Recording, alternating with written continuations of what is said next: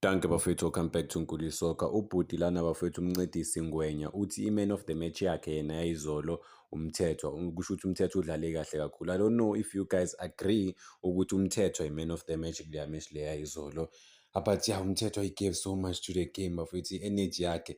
I think life lesson for even if udlala ibhola noma udlala ibhola ukuthi abantu banga-criticize baku-write off, but-ke wena if you have a big heart bafethu you keep fighting like a warrior and give everything.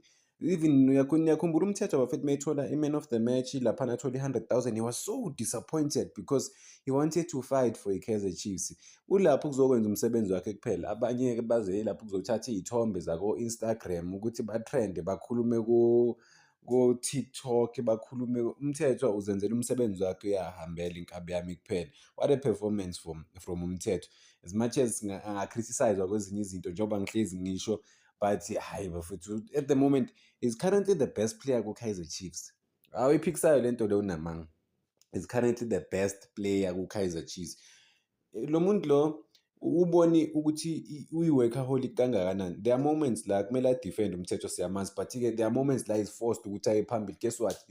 Uyagijima, uyarana aye phambili. I think there was a moment even izolo la agijima athinta ibhola, abuyisa ibhola laphana ku-touchline bafethu, close to i-box lama-opposition, ufika lapho he was able to receive the pass wagijima Umthethwa. So it shows ukuthi as much as ulethele ku-Kaizer Chiefs laphana ukuthi amake, but-ke uyasibonisa leyo bit of versatility ukuthi akwazi ukusiza i-team overall, hhayi njengamanye ama-player. Khona amanye ama-player siyazi ukuthi ethimini wenza umsebenzi lo anikwe wona kuphela, but Umthethwa uyakwazi uku-adapt-a lapho nalapho.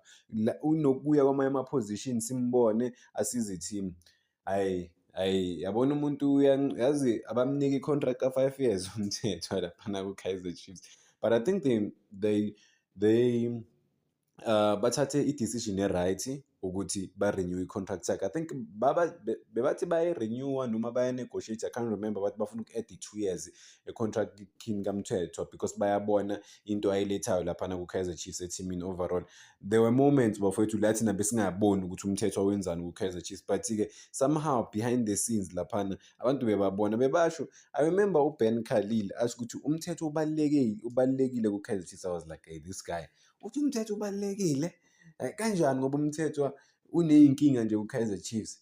But I remember something ukuthi ulokhu njani Umthethwa sike sambona ku-Stellenbosch adlala kahle kakhulu bafethu. So the Mthethwa that we're seeing right now Umthethwa lo ke waselectwa nakuBafana Bafana bafethu laphana ku-Stellenbosch. Or I think ku-Kaizer Chiefs waselectwa, yeah, I think beka-selectwa, I can't remember ukuthi waselectwa nini kanjani, but uke waba khona Umthethwa laphana kuBafana Bafana. This is the Mthethwa that we saw. This is the Mthethwa that mina I respect, engimaziyo ukuthi Umthethwa angayilethelani any team ayidlalelayo laphana ku-professional setup, and at the moment is giving his all for i-Kaizer Chiefs. Is willing to die inside the field of play.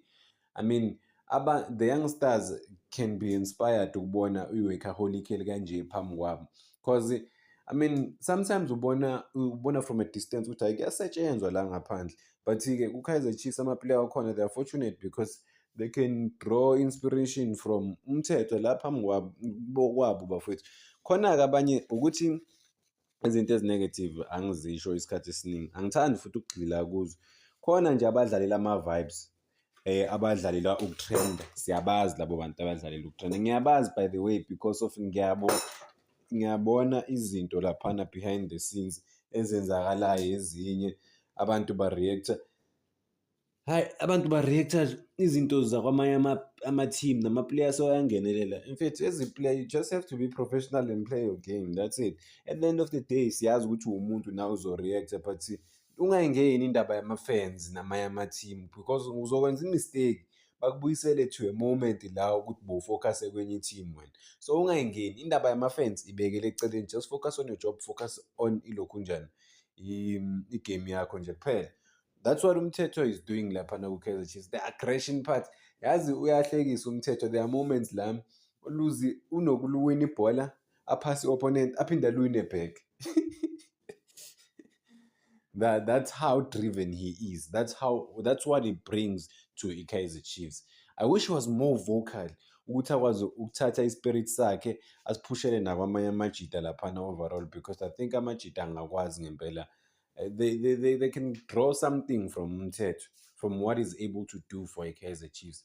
What a player bafethu. Hayi, what a superstar. Superstar laphana. In his own right nayo i-superstar kuleya position ayidlalayo. Thank you bafethu. Ngicela ningakhohlwa uku-like and subscribe.